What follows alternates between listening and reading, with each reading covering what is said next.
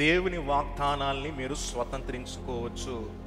దేవుని యొక్క శ్రేష్టమైన 8,000 పైగా వాగ్దానాలు యేసుక్రీస్తు ప్రభువారు కలువరి శిలువ మరణము ద్వారా వెల చెల్లించి ఆ వాగ్దానాలకి మనల్ని వారసులుగా చేశారు. దేవునికి స్తోత్రం. ఉదాహరణకి మీ తండ్రి గారు చాలా ఆస్తిపరులు.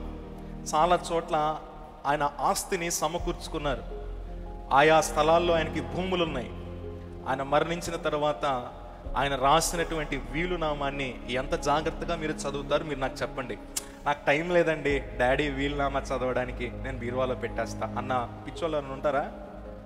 ఏమవుద్ది? సకాలంలో నీ ఆస్తిని నువ్వు చేజిక్కించుకోకపోతే ఏమవుతుందంటే పొరులు పాలవుతుంది, లేకపోతే నీ అన్నదమ్ములు ఎవరైనా ఉంటే వాళ్ళు తీసుకుపోతారు. కాబట్టి ఇంటి యజమానుడు మరణించిన తర్వాత ఆయన రాసిన వీలునామాన్ని ఎందుకు చదువుతాం?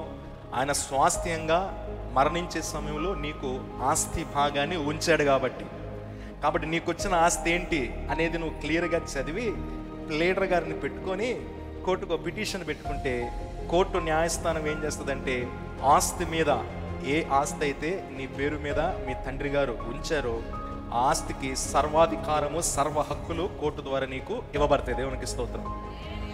పిచ్చివాడు ఎవడన్నా మూర్ఖుడు ఆ వీలునామా తీసుకెళ్ళి చక్కగా లోపల పెట్టుకొని దాన్ని చదవటం మానేశాడు అనుకో, 20 సంవత్సరాలు 15 సంవత్సరాలు 10 సంవత్సరాలు గడిచిపోతాయి, వాడు ఆస్తి వాడు అనుభవించడం. అదేమవుద్ది? పొర్లు పాలవుద్ది. కాబట్టి దేవుడు తన శ్రేష్టమైన వాగ్దానాల ద్వారా ఏముంచారంటే దీవెనలు ఈ బైబిల్ గ్రంథంలో ఉంచారు పిల్లరా. కాబట్టి ఈ బైబిల్ గ్రంథాన్ని ఏం చేయాలి?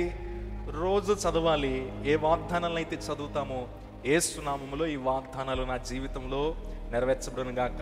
ఆర్థిక ఇబ్బందుల్లో ఉన్న వారికి ఎప్పుడు నేను చెప్తాను, ఆర్థిక ఇబ్బందుల్లో ఉన్న వారికి ఫిలిప్పీయులు రాసిన పత్రిక 4వ అధ్యాయము 19వ వచనము, my God shall supply all my needs from the glorious riches of Christ Jesus.